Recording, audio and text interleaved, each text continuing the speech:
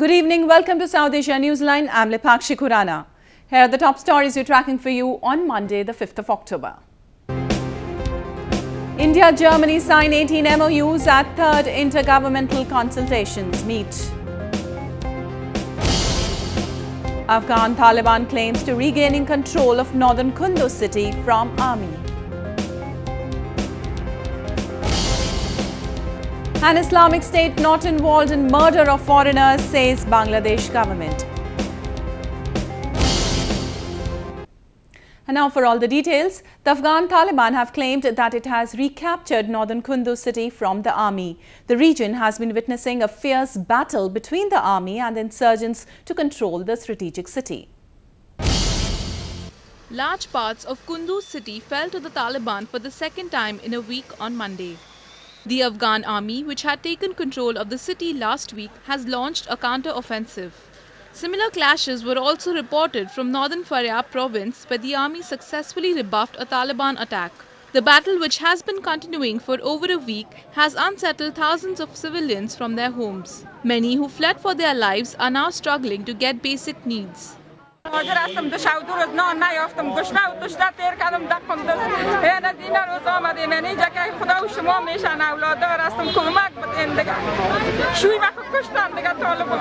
Meanwhile, the Doctors Without Borders, an international aid organization which was providing medical relief in Afghanistan, said they are leaving the country after one of its medical facilities was bombed by the US in the early hours of Saturday. 22 people, including doctors and patients, were killed in the incident. With the aid group winding up its operation, many fear that it will only worsen the plight of the civilians. دکتر نه داروز نه درمان است هیچ چیزی وجود نداره کل از اینا بیچاره میمیرن کسی حداقل نیست که مرده از اینا رو برداره در اینجا که آمدیم حدود بیشتر از 4000 نفر فعلا ما آنجا هستیم در اینجا. The insurgents have been making steady progress in capturing many parts across Afghanistan recently. India and Germany on Monday agreed to strengthen bilateral cooperation in areas including trade, economy and defence. This comes during German Chancellor Angela Merkel's three-day visit to India. A report. German Chancellor Angela Merkel, who reached New Delhi on Monday, was given a ceremonial welcome by Prime Minister Narendra Modi. Chancellor Merkel, who is in the Indian capital for the third Indo-German inter-governmental consultations, is accompanied by some of her senior cabinet colleagues and top business heads. She met Indian Foreign Minister Sushma Swaraj and also paid tributes to Father of the Nation Mahatma Gandhi at his memorial. The two countries have signed a number of agreements in fields including defence and energy cooperation, sustainable development and climate change. Germany also returned a 10th century Durga idol from a temple in Jammu and Kashmir. Thanking Germany for the cooperation the country extended to various projects in India, Prime Minister Modi said the two sides were natural partners. We see Germany as a natural partner in achieving our vision of India's economic transformation. Germany's strengths and India's priorities are aligned. He also reflected on the potential of the bilateral cooperation, especially in the field of technology. We can look forward with confidence to increase investment, trade and technology partnerships in manufacturing infrastructure and skill development. German engineering and Indian IT skills can create the next generation industry that will be more efficient, economical and environment friendly.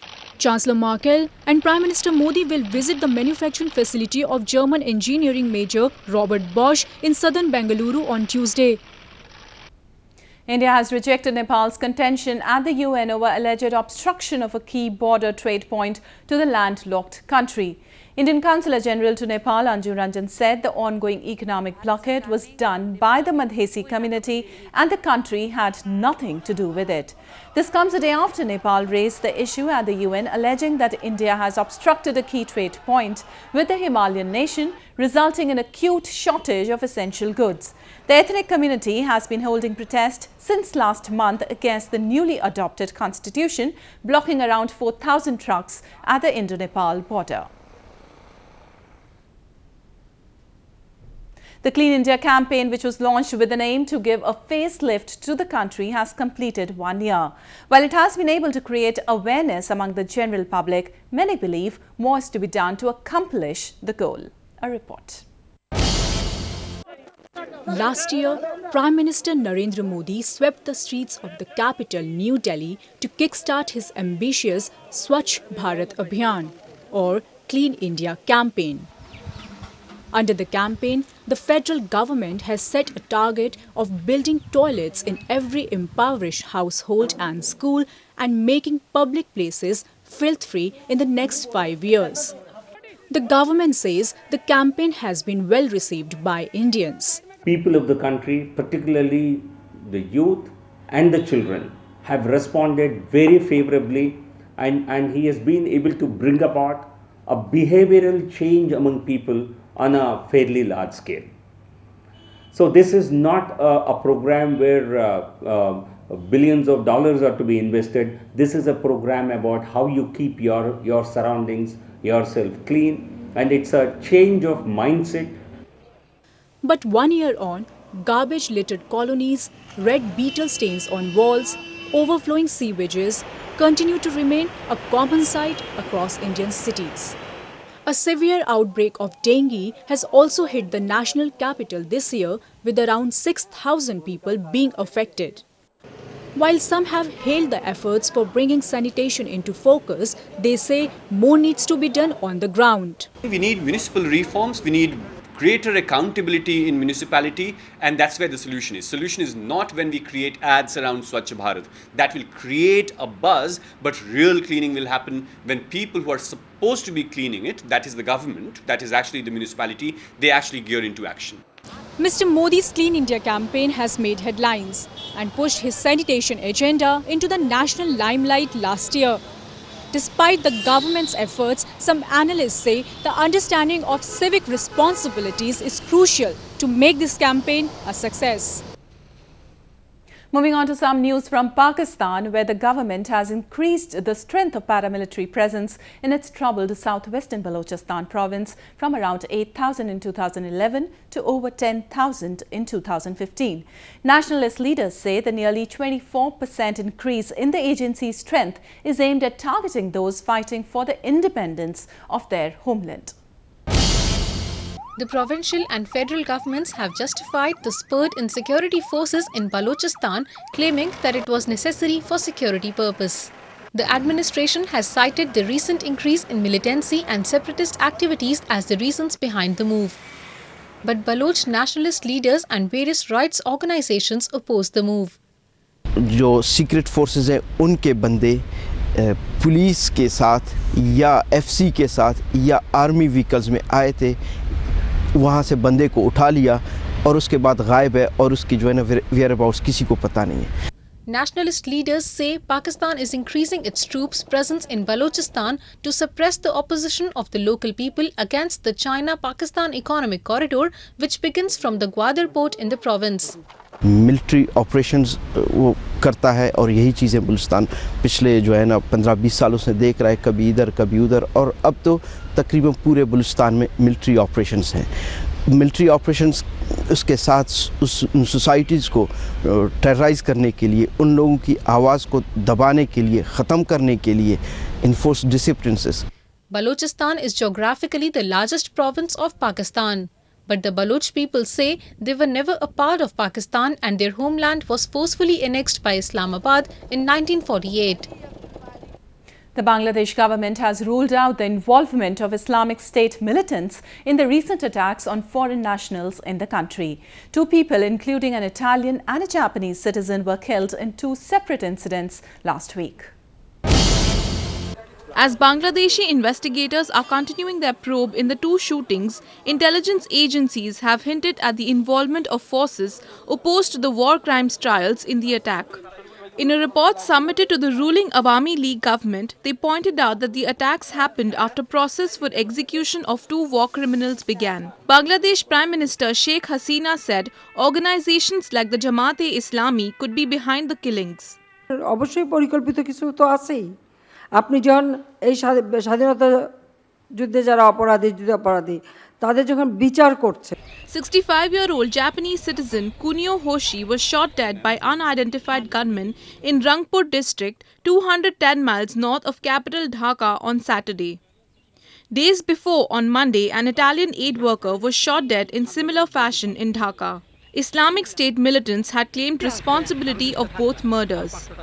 Following the incident, many foreign countries, including the US, South Korea and Japan, has issued warnings to its citizens in Bangladesh. Security has also been stepped up across the country. Meanwhile, in Myanmar, tensions are running high in the country ahead of the parliamentary polls due next month. This comes as the hardline Buddhist groups emerge as a powerful force targeting the Muslim minorities. Thousands of monks belonging to the hardline Buddhist group Ma Batha held a massive rally in Yangon city on Sunday in a show of rising Buddhist radicalism in the country. The demonstration was held to celebrate the recent establishment of the 4 so-called protection of race and religion laws, which have been criticized by many for targeting the country's Muslim minority. The group has emerged as a major force ahead of the November 8th parliamentary elections and is openly backing the ruling Union Solidarity and Development Party.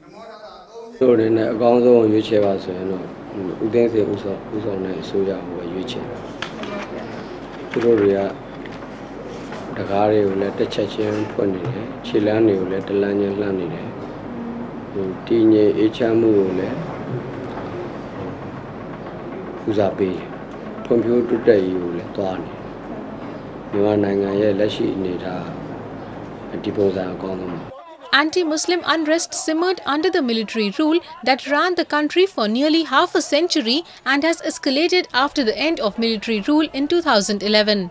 This has forced thousands of ethnic Rohingya Muslims to flee the country. Indrani Mukherjee, the former media baron who is the prime accused in the murder of her daughter Sheena Bora, is out of danger, hospital authorities have said. Mukherjee was hospitalized on Friday after she collapsed inside a Mumbai jail. Even though the exact reason is yet to be ascertained, initial reports claimed that she collapsed due to a drug overdose. Investigators are looking at both the murder and suicide angle. Mukherjee was arrested last month for the alleged murder of a 24-year-old daughter with the help of her ex-husband and driver in 2012. Legendary Indian actor Shashi Kapoor has been honoured with Lifetime Achievement Award at the Jagran Film Festival. The actor is credited with giving some of Bollywood's all-time hits. The 77-year-old Shashi Kapoor has been a part of the Indian film industry for several decades, having acted in nearly 200 films, some of the most memorable being Diwar, Kabhi Kabhi, Satyam Shivam Sundaram and Silsila. Kapoor acted in critically acclaimed films as well as produced award-winning films.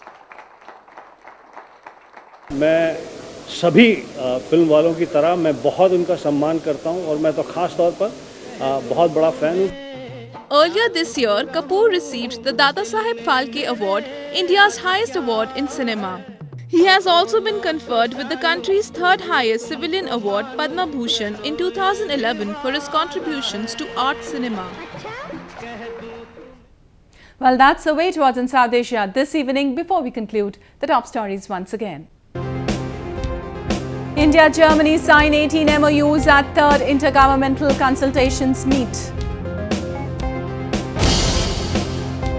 Afghan Taliban claims to regaining control of northern Kunduz city from army. An Islamic State not involved in murder of foreigners, says Bangladesh government.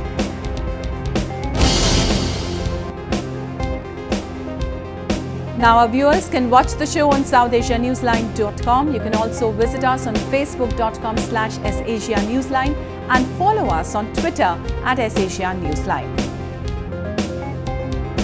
That's all in tonight's edition. We'll see you same time tomorrow. Good night.